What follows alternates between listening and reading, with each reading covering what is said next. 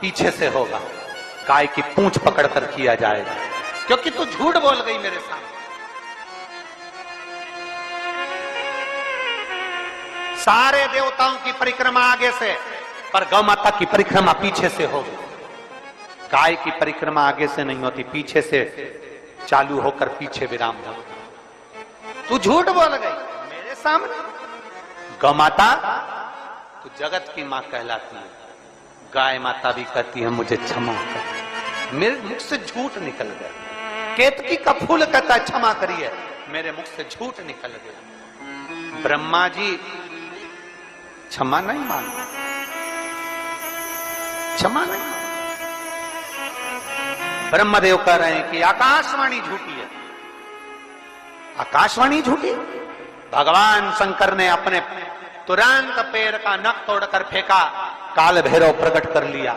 काल भैरव को आज्ञा करी ब्रह्मा का सिर काट दो। जिस मुख से वो झूठ बोल रहा, जिस मुख से वो झूठ बोल रहा।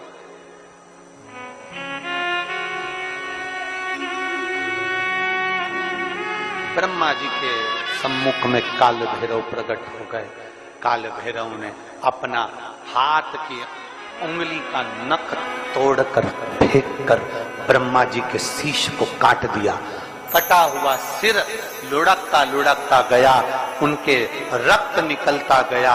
कटा शीश भी झूठ बोलता रहा, झूठ बोलता। सत्य को प्रमाण की जरूरत नहीं होती, पर झूठ को प्रमाण चाहिए।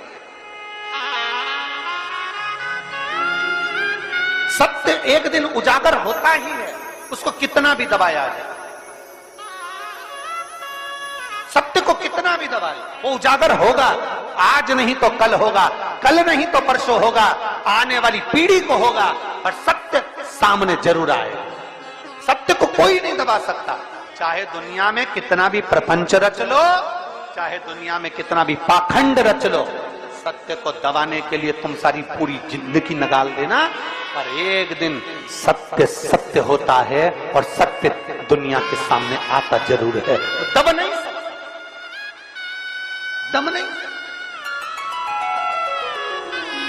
कितना दबाओगे?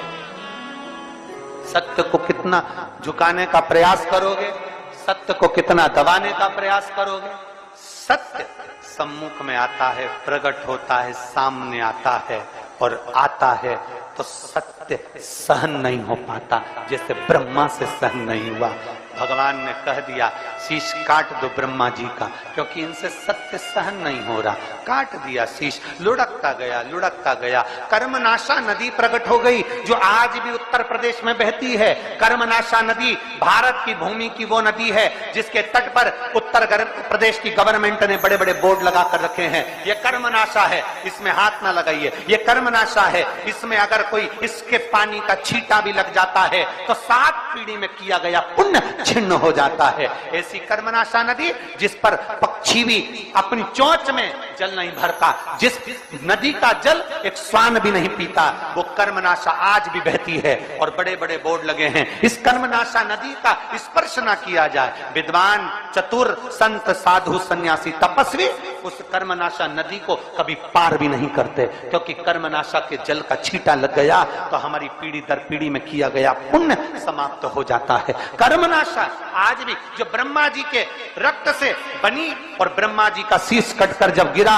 भगवान नारायण ने देखा, प्रभु कृपा करिए, शिव कृपा करिए, शंकर करुणा करिए। देवाधिदेव महादेव ने पूछा, नारायण ब्रह्मा जी गलती करे और क्षमा तुम मांग रहे हो, क्यों, क्या कारण है? भगवान नारायण कहते हैं, प्रभु आप क्षमा की मूर्ति हो नाथ, भोले शंभु, त्रिकालदर्शी, कैलाशी, अविनाशी, आप शांता कारम हो, आप कर्पूर गौरम हो, आप करुणा कारम हो, आप सहज सरल शांत और अपनी चित्तवृत्ति में कैलाश की शीतलता को अपने हृदय में रखने वाले हो, इसलिए आप नम्र हो, आप क्षमा कर सकते, आप क्षमा कर सकते।